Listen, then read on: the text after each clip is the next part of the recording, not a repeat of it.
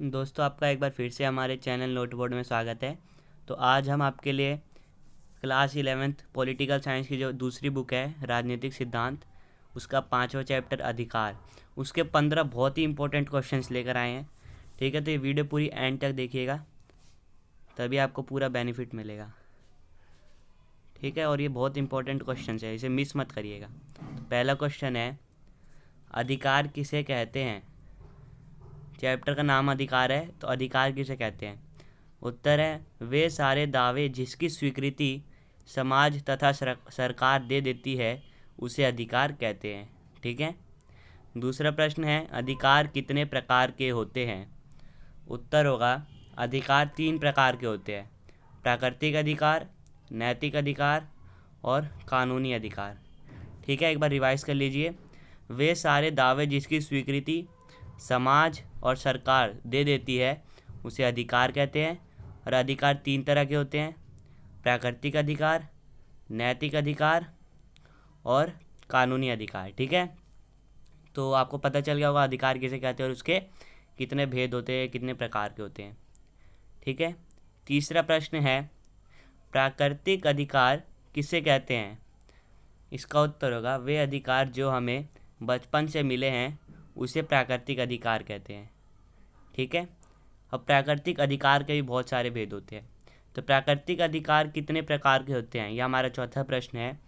इसका उत्तर होगा, प्राकृतिक अधिकार 3 प्रकार के होते हैं, जीवन का अधिकार, स्वतंत्रता का अधिकार और संपत्ति का अधिकार। एक बार रिवाइज कर लीजिए। वे अधिकार जो हमें बचपन से मिले हैं उसे प्राकृतिक अधिकार कहते हैं। और प्राकृतिक अधिकार जो हैं वो 3 तरह के होते हैं, जीवन का अधिकार, स्वतंत्रता का अधिकार और संपत्ति का अधिकार। ठीक है, तो हमने 4 क्वेश्चन करे। अधिकार क्या होता है, इसके कितने भेद हैं, फिर प्राकृतिक अधिकार किसे कहते हैं और उसके कितने भेद हैं। ठीक है, तो अधिकार के 3 भेद हैं और प्राकृतिक अधिकार के भी 3 ही भेद हैं। ठीक है। 5वां प्रश्न है, नैतिक अधिकार किसे कहते हैं। प्राकृतिक अधिकार हमने जाना, अब होता है नैतिक अधिकार। वे अधिकार जिसे सरकार मान्यता नहीं देती और इसे मानो चाहे न मानो मर्जी होती है उसे नैतिक अधिकार कहते हैं। इसका सबसे सिंपल सा उदाहरण है बड़ों का आदर करना। ठीक है, सरकार ने कोई मान्यता नहीं दी कि हमें बड़ों का आदर करना चाहिए। ठीक है, लेकिन हमें करना चाहिए।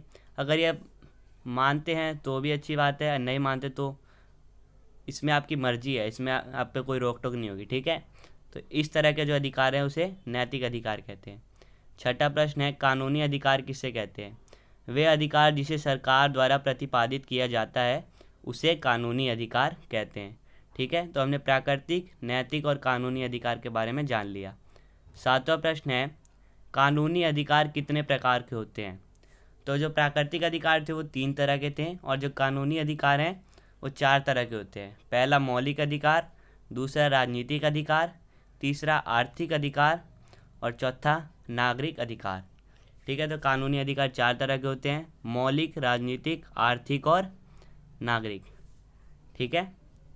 8वां प्रश्न है, नागरिक अधिकारों के नाम बताइए। इसका उत्तर होगा, स्वतंत्रता से जीने का अधिकार, ये नागरिक का अधिकार है। ठीक है, और कहीं भी घूमने का अधिकार, ये भी एक नागरिक अधिकार है। ठीक है। 9वां प्रश्न है, किन्हीं 2 आर्थिक अधिकारों के नाम बताइए। नागरिक अधिकार क्या क्या है, स्वतंत्रता से जीने का अधिकार और कहीं भी घूमने का अधिकार। ऐसे ही कोई 2 आर्थिक अधिकार बताने हैं। पहला हो गया काम करने का अधिकार और दूसरा संपत्ति का अधिकार। ठीक है, कि सबको काम करने का अधिकार है और संपत्ति का सबको अधिकार है। ठीक है, तो हमने अधिकार कितने तरीके होते हैं, 3 तरीके, नैतिक अधिकार, कानूनी अधिकार और प्राकृतिक अधिकार। ठीक है, और बाकी सबके बारे में अभी तक जाना है। 10वां प्रश्न है, किन्हीं 3 राजनीतिक अधिकारों को बताइए।